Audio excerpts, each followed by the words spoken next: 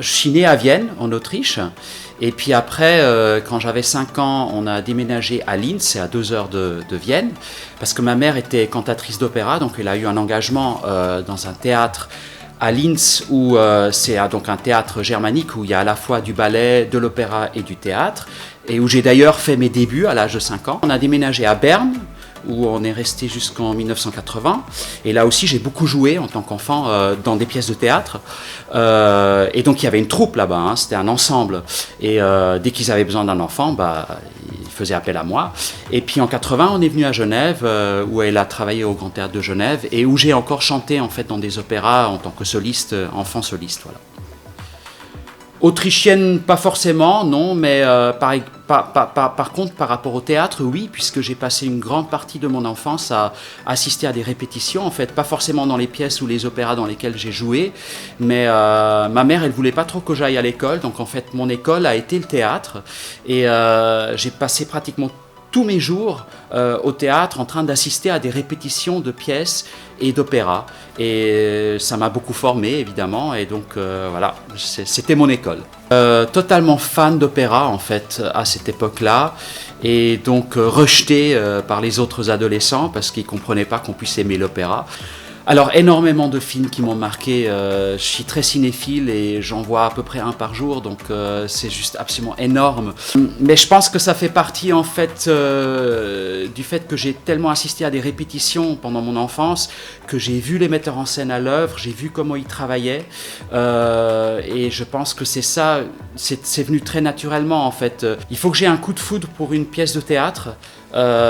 C'est très difficile pour moi, la plupart des pièces me tombent des mains au bout de 3 pages, donc j'ai beaucoup de mal en fait à trouver des pièces de théâtre qui m'intéressent vraiment, et je pourrais éventuellement monter une pièce qui m'intéresse pas, mais j'ai pas envie de le faire évidemment. L'épure, en tant que metteur en scène, c'est l'épure, c'est-à-dire que pour moi le théâtre est un langage de signes, et chaque signe potentiellement raconte donc quelque chose. Et en ce qui me concerne, si on démultiplie les signes dans une pièce de théâtre, on a tendance en fait à noyer le message, enfin à ce qu'on veut raconter. Et donc j'essaye d'aller dans une épure afin que chaque signe soit très précis et que le spectateur puisse lire le spectacle, que ça soit lisible. Ça peut l'être, oui, je pense que le théâtre peut avoir la vocation de transmettre des idées, de toucher les gens et en les touchant, de les faire réfléchir aux problématiques qui peuvent nous occuper actuellement dans nos vies et dans la société. Mais beaucoup de choses. Mais je pense justement qu'on peut peut-être, à travers la fiction, on peut aller plus loin justement, parce que la fiction, on la reçoit autrement que des faits réels. Et donc, à travers la fiction, il y a peut-être une possibilité d'amener les gens justement à une sorte de réflexion de par leur vécu, parce que quand ils sont émus, ils vont relier leur émotion à des choses qu'ils connaissent. Et donc c'est là où on va arriver à une autre réflexion qui est d'un autre niveau en fait, qui peut éventuellement avoir un impact. Peut-être qu'il pourrait y avoir une empathie envers l'acteur ou l'actrice dans le travail, c'est mon cas, parce que je sais à quel point c'est pas forcément facile d'incarner un rôle, et je parle bien d'incarnation, je ne parle pas de jouer un rôle. C'est très important. Est-ce que je suis romantique? Est-ce que je peux l'être? Oui. La confiance et surtout la sincérité. Il faut être vrai. Idéalement, oui, mais dans la réalité, non. Je pense qu'il y a une responsabilité aujourd'hui de la part d'une actrice et d'un acteur, ainsi que d'un metteur en scène ou une metteuse en scène ou réalisatrice-réalisateur, de choisir les thèmes fictionnels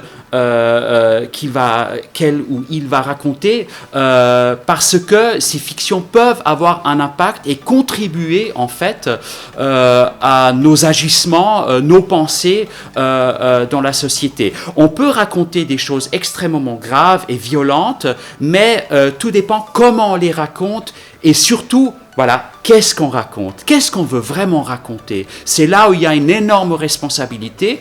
Les actrices et les acteurs ont également la responsabilité quand ils choisissent, quand ils acceptent tel ou tel rôle. Mais ça ne veut pas dire qu'il faut juste raconter des choses nunuches et jolies. Non, on peut parler de choses extrêmement graves comme des abus, etc., des choses violentes, mais quel est le but quand on les raconte en fait? C'est ça on doit se poser cette question-là.